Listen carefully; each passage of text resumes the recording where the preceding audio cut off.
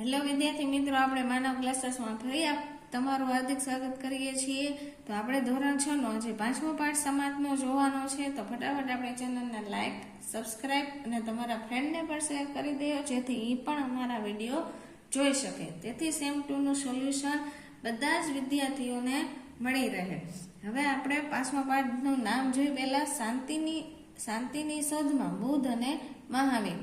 એના વિકલ્પ છે, ભારતમાં ઈસવીસન પૂર્વે 6ઠી સદીમાં કયા બે મહાન સુધારકોએ સામાજિક ધાર્મિક સુધારણાના કાર્યો કર્યા હતા? તો કે બુદ્ધ અને મહાવીરે। ગૌતમ બુદ્ધના પૂર્વે જન્મો સાથે કેટલીક જાતક કથાઓ સંકળાયેલી છે? તો કે 550। કપિલવસ્તુ નામનું રાજ્ય કયા ક્ષેત્રમાં આવેલું છે? તો કે હિમાલયમાં। કપિલવસ્તુના ક્ષત્રિયો શું કહેવાતા? શાક્ય। કપિલવસ્તુ ગણરાજ્યના વડા કોણ હતા? તો કે શુદ્ધોધન। બાળક સિદ્ધાર્થના ગુરુ કોણ હતા? તો કે આલાર કલામ। હવે છે 7મું, એમાં સિદ્ધાર્થે લગભગ કેટલા વર્ષની ઉંમરે સંસાર ત્યાગ કરી સંન્યાસી બનવાનું નક્કી કર્યું? તો કે 30। સિદ્ધાર્થના સારથીનું નામ ખાલી જગ્યા અને ઘોડાનું નામ ખાલી જગ્યા હતું? તો કે છન અને કંથક। ગૃહ ત્યાગ પછી ગૌતમ બુદ્ધે કયા સ્થળે સત્ય અને જ્ઞાન પ્રાપ્તિ માટે સાધના કરી છે? બોધી ગયા। સિદ્ધાર્થ ખાલી જગ્યાના વૃક્ષ નીચે બેસી સત્ય અને જ્ઞાન પ્રાપ્તિ માટે સાધના શરૂ કરી? તો કે પીપળા। ગૌતમ બુદ્ધને નીચેનામાંથી કયા દિવસે જ્ઞાન પ્રાપ્તિ થઈ હતી? તો કે વૈશાખી પૂર્ણિમા। ગૌતમ બુદ્ધે સૌપ્રથમ ઉપદેશ ક્યાં આપ્યો? તો કે સારનાથમાં। ગૌતમ બુદ્ધના મતે કેટલા આર્ય સત્ય છે? તો કે 4।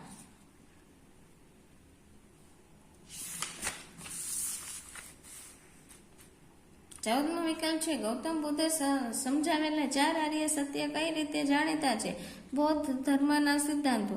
બુદ્ધે ઈશ્વર અને આત્માનો ઇનકાર કરી કયા વાદને મહત્વ આપ્યું? તો કે કર્મવાદ। ગૌતમ બુદ્ધનું અવસાન ખાલી જગ્યા વર્ષે થયું હતું? તો કે 80। ગૌતમ બુદ્ધ કઈ જગ્યાએ નિવારણ પામ્યા હતા? કુશીનારામાં। નીચેનામાંથી કયું વિધાન ગૌતમ બુદ્ધ વિશે સાચું નથી?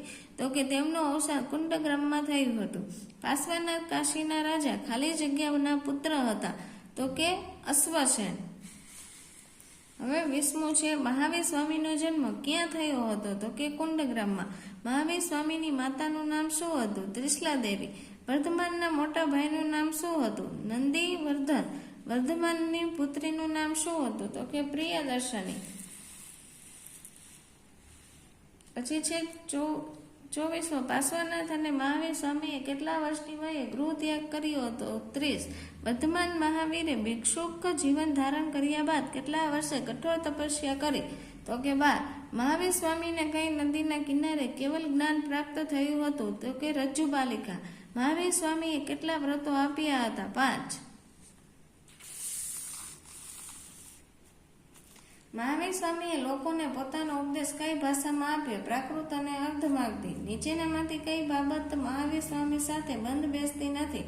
તો કે કપિલવસ્તુ। હવે છે એની ખાલી જગ્યા। ગૌતમ બુદ્ધ અને બૌદ્ધ ધર્મ વિશે જાણવા ખાલી જગ્યા વાંચવા જોઈએ? જાતક કથાઓ અને બૌદ્ધ ગ્રંથો। ગૌતમ બુદ્ધનું બાળપણનું નામ ખાલી જગ્યા હતું? તો કે સિદ્ધાર્થ। નાનપણથી સિદ્ધાર્થ ખાલી જગ્યા સાથે સંકળાયેલા હતા? શિક્ષણ અને જ્ઞાન। સિદ્ધાર્થની પત્નીનું નામ ખાલી જગ્યા હતું? તો કે યશોધરા। સિદ્ધાર્થે ખાલી જગ્યાની શોધ માટે સંસારનો ત્યાગ કરી જ્ઞાન પ્રાપ્તિ અને સત્ય। બુદ્ધે સમાજમાં વ્યાપેલા ખાલી જગ્યાનો ભેદભાવનો ઉગ્ર વિરોધ કર્યો? તો કે દૂષણો। બુદ્ધના મત મુજબ સ્ત્રીઓ પણ ખાલી જગ્યાથી નિવારણ પ્રાપ્ત કરી શકે છે? સાધના અને કર્તવ્ય। હવે છે 8મું, ગૌતમ બુદ્ધે ખાલી જગ્યાનો ઉપદેશ આપી માંસાહાર અને ઉચ્ચ નીચના ભેદનો વિરોધ કર્યો? સત્ય અને અહિંસા। ખાલી જગ્યા જૈન ધર્મને જાણવાના મહત્વપૂર્ણ સ્ત્રોત છે? તો કે આગમ ગ્રંથો। મહાવીર સ્વામીનું બાળપણનું નામ ખાલી જગ્યા હતું? વર્ધમાન। જૈન ધર્મના 24મા અને છેલ્લા તીર્થંકર એટલે ખાલી જગ્યા? તો કે મહાવીર સ્વામી। વર્ધમાનના લગ્ન રાજકુમારી ખાલી જગ્યા સાથે થયા હતા? યશોદા। મહાન વર્ધમાન ખાલી જગ્યા તરીકે જાણીતા હતા? તો કે મહાવીર। મહાવીર સ્વામી 72 વર્ષની વયે ખાલી જગ્યામાં નિવારણ પામ્યા? તો કે પાવાપુરીમાં। હવે તમને નીચે એના ખરા ખોટા આપેલા છે, જે તમે આમાંથી જોઈને કરી શકો છો।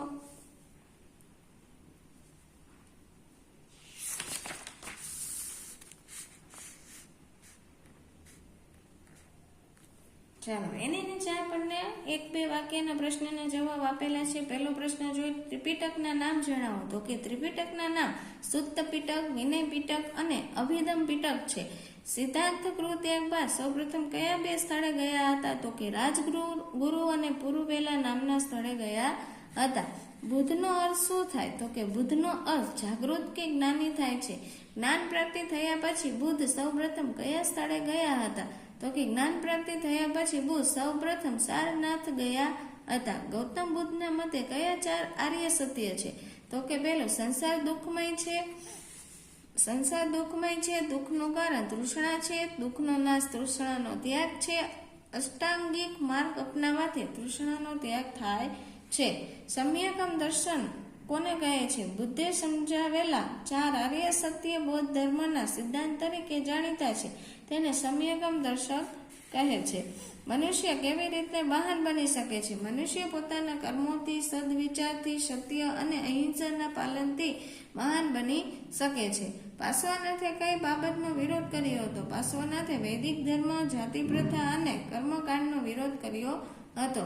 જૈન ધર્મ એ કયા 5 મહાવ્રતો આપ્યા? તો કે અહિંસા, સત્ય, અપરિગ્રહ અને બ્રહ્મચર્ય તેવા 5 મહાવ્રતો આપ્યા. મહાવીર સ્વામીએ જૈન સાધુઓને કઈ બાબતનું પાલન કરવા ખાસ જણાવ્યું હતું? તો કે મહાવીર સ્વામીએ જૈન સાધુઓને બ્રહ્મચર્યનું પાલન કરવા ખાસ જણાવ્યું હતું. આવા જે ટૂંકમાં ઉત્તર આપેલા છે. તો પહેલો પ્રશ્ન છે, સિદ્ધાર્થના યુવા અવસ્થામાં લગ્ન કરવામાં આવ્યા કારણ કે? તો કે સિદ્ધાર્થ યુવા અવસ્થામાં તેના ગુરુના આલા કલામના આશ્રમમાં જતા અને જ્ઞાન અને સમાધિની ચર્ચા કરતા. આથી તેમના પિતાને ચિંતા થઈ કે સિદ્ધાર્થ સંન્યાસી તો નહીં થઈ જાય ને.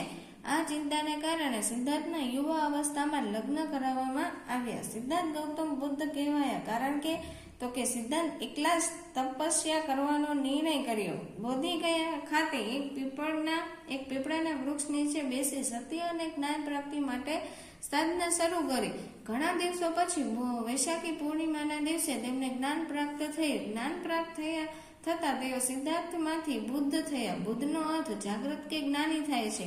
આમ સિદ્ધાર્થ ગૌતમ બુદ્ધ કહેવાય. પ્રશ્ન વધારે પૂછે છે એક્ઝામમાં, જેથી સરખી રીતના ભાગો કરી લેવો.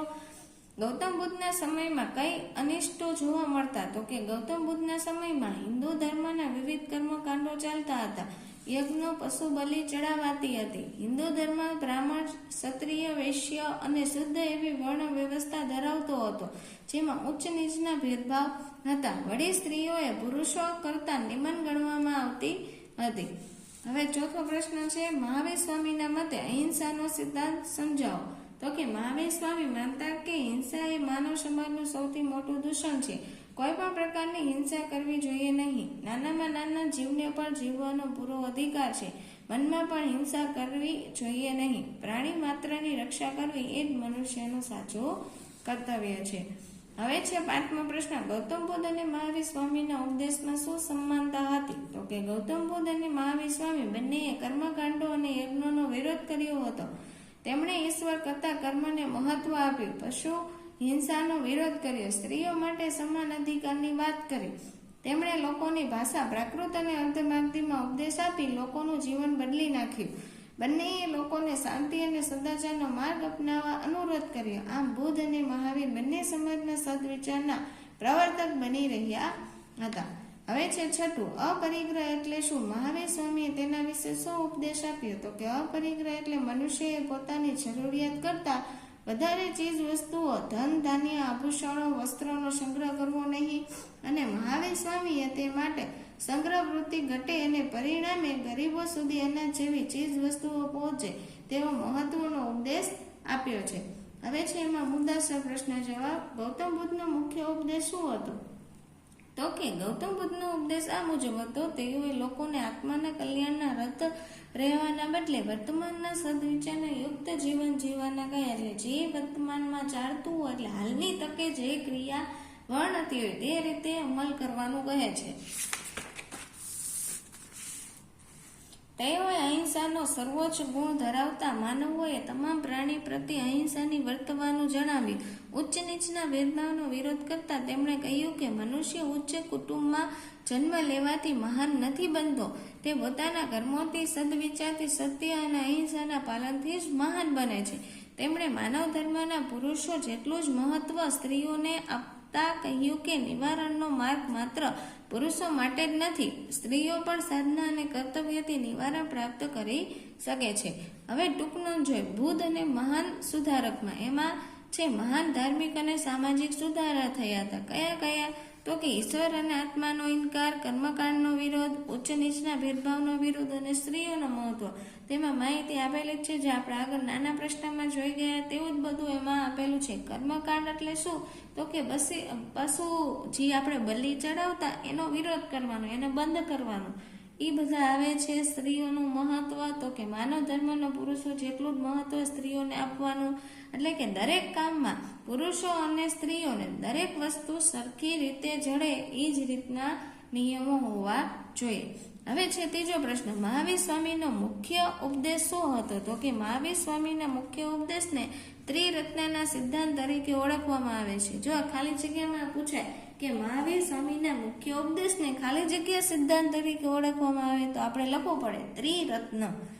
સમ્યક દર્શક, સમ્યક જ્ઞાન અને સમ્યક આચરણ. તેમણે નીચે પ્રમાણે 5 વ્રતોનો ઉપદેશ આપ્યો હતો.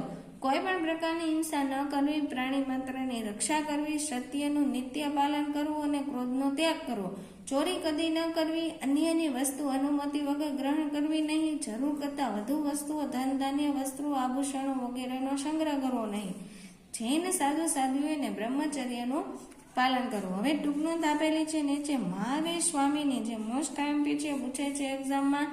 વર્ધમાન મહાવીર સ્વામીનો જન્મ વિજ્જ સંઘના ગણરાજ્યમાં કુંડ ગામમાં થયો હતો. જો આના ઉપરથી વિકલ્પ પણ પૂછાય એટલે સરખું યાદ રાખવા કઈ જગ્યાએ અને ક્યાં થયો હતો. તેમની માતાનું નામ ત્રિશલાદેવી અને પિતાનું નામ સિદ્ધાર્થ.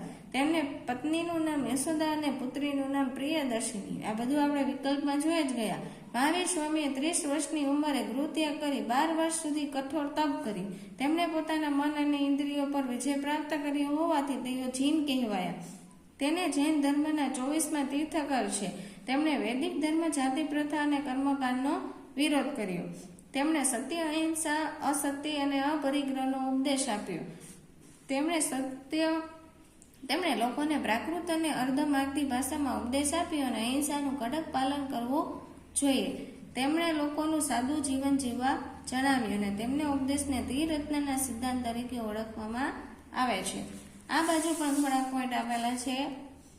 તેમણે જૈન સાધુઓ અને સાધ્વીઓને બ્રહ્મચર્યનું પાલન કરતા ખાસ જણાવ્યું હતું. તેમણે પણ ગૌતમ બુદ્ધની જેમ સ્ત્રીઓને સમાન અધિકાર આપવાની વાત કરી. તેમણે સાદા અને સરળ ઉપદેશથી લોકોનું જીવન બદલી નાખ્યું. તેમણે લોકોને ભોજન માટે ભિક્ષા માંગીને સાદું જીવન જીવવા જણાવ્યું. મહાવીર સ્વામી જૈન ધર્મના મહાન સુધારક અને સમાજના સદ્વિચાર પ્રવર્તક તરીકે ઓળખાય છે.